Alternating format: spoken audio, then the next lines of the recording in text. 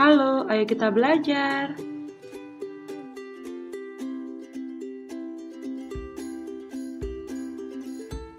Pada pembelajaran kali ini, kita bertemu lagi dengan Ibu Nikade Ariantini. Hari ini, kita akan belajar tema 8 lingkungan sahabat kita, subtema 2 perubahan lingkungan pada pembelajaran 1.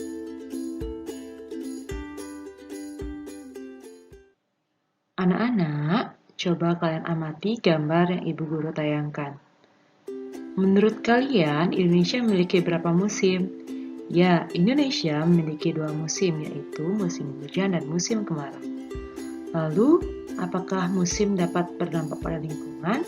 Ya, musim dapat berdampak pada lingkungan. Berdasarkan gambar yang kita amati, ketersediaan air tanah dipengaruhi oleh musim hujan dan musim kemarau. Jika musim penghujan, ketersediaan air akan melimpah, lingkungan pun menjadi asri dan hijau. Sedangkan jika musim kemarau, ketersediaan air tanah akan berkurang dan tanah menjadi tandus. Nah, pada hari ini kita akan belajar mengenai siklus air tanah.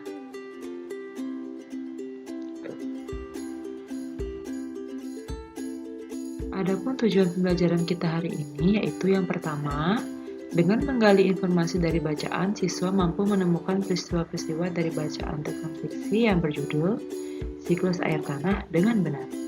Yang kedua, dengan mengamati gambar pada video pembelajaran, siswa mampu menganalisis proses terjadinya air tanah dengan benar. Yang ketiga, dengan mengamati gambar pada video pembelajaran, siswa mampu menemukan faktor-faktor yang mempengaruhi berkurangnya ketersediaan air tanah dengan benar.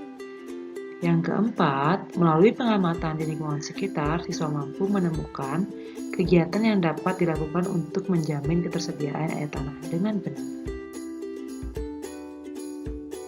Amatilah gambar berikut ini. Gambar A, gambar B. Dapatkah gambar A dan gambar B mengalami perubahan lingkungan?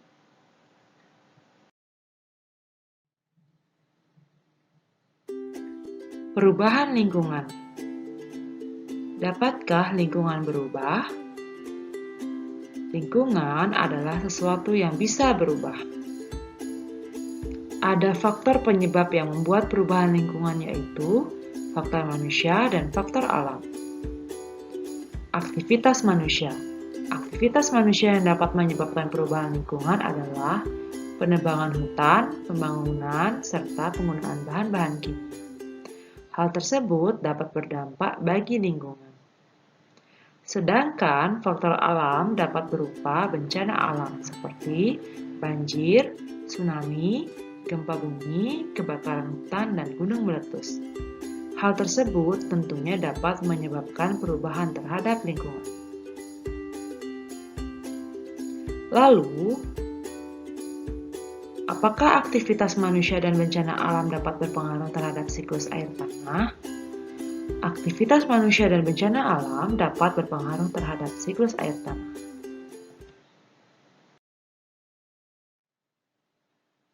Untuk lebih memahami mengenai siklus air tanah, coba kalian baca teks non-fiksi yang berjudul Siklus Air Tanah.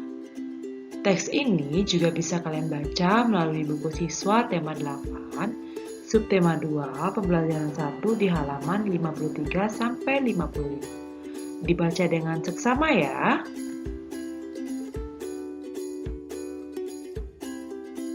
Setelah kalian membaca teks non-fiksi yang berjudul Siklus Air Tanah, selanjutnya pada kegiatan pertama, temukanlah peristiwa-peristiwa yang terdapat pada teks non-fiksi yang berjudul Siklus Air Tanah, dan buatlah dalam bentuk tulisan pada buku tulis kalian.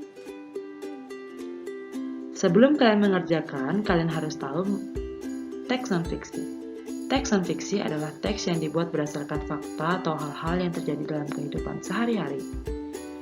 Ciri-ciri teks non-fiksi, yang pertama, bersifat aktual. Yang kedua, menggunakan gaya bahasa baku dan jelas. Yang ketiga, berdasarkan fakta dan kenyataan. Contoh teks non-fiksi yaitu teks biografi, kamus, berita, karya ilmiah, laporan, resensi buku, dan lain-lain. Ini merupakan teks biografi. ini merupakan kamus bahasa Inggris dan bahasa Indonesia. Ini merupakan berita. Langkah-langkah menemukan peristiwa penting dari sebuah teks non-fiksi adalah sebagai berikut. A. Carilah teks yang berkaitan dengan peristiwa yang ingin diketahui. B. Bacalah teks tersebut dengan teliti dari awal hingga akhir teks. C. Dalam proses membaca, cermatilah pokok-pokok informasi yang dapat menjelaskan dalam teks. D.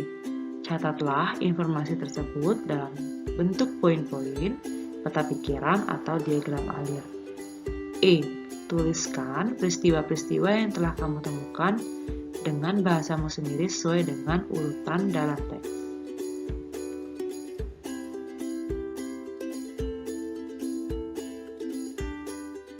Anak-anak, amatilah gambar berikut dan lakukan analisis mengenai proses terbentuknya air tanah. Nah, inilah gambarnya, jadi kalian cermati baik-baik ya.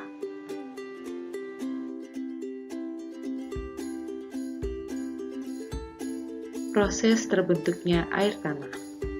Adapun proses terbentuknya air tanah adalah sebagai berikut. 1. Air dari permukaan naik ke udara dalam bentuk uap air karena terpapar cahaya matahari. 2. Uap air yang terkumpul di udara berubah menjadi awan, lalu awan mencair dan turun air hujan ke permukaan bumi. 3. Sebagian air hujan akan meresap ke dalam tanah melalui pori-pori tanah sehingga menjadi air tanah. Sebagian lagi akan kembali ke sungai, danau, dan laut. 4. Keberadaan daerah resapan air dan hutan sangat penting bagi cadangan air dalam tanah.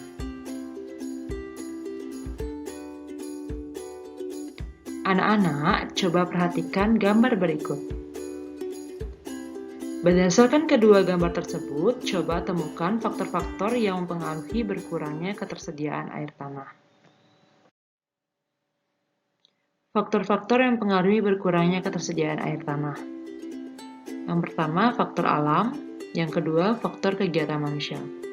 Faktor alam terdiri dari curah hujan, kemiringan lahan, tumbuhan, serta jenis tanah atau batuan.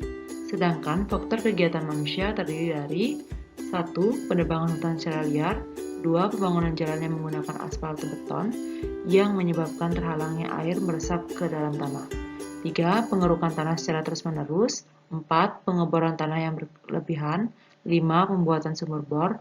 Dan yang keenam, buang limbah secara sembarangan sehingga air tanah tercemar. Kegiatan yang menjamin ketersediaan air tanah. Kegiatan yang dapat kita lakukan untuk menjamin ketersediaan air tanah adalah sebagai berikut. 1. Menanam pohon yang akarnya dapat menyimpan air tanah dengan baik. 2. Membuat lubang atau sumur resapan air. 3. Melakukan pelestarian hutan atau pohon di sekitar lingkungan. 4. Tidak menggunakan air tanah secara berlebihan. 5. Membuang sampah pada tempatnya agar tidak mengganggu proses peresapan air. Kegiatan kedua yang harus kalian lakukan adalah mengerjakan lembar kerja peserta didik mengenai siklus air tanah. Kerjakan dengan baik ya. Demikianlah video pembelajaran pada pertemuan kali ini. Tetap semangat belajar ya. Terima kasih. Sampai jumpa.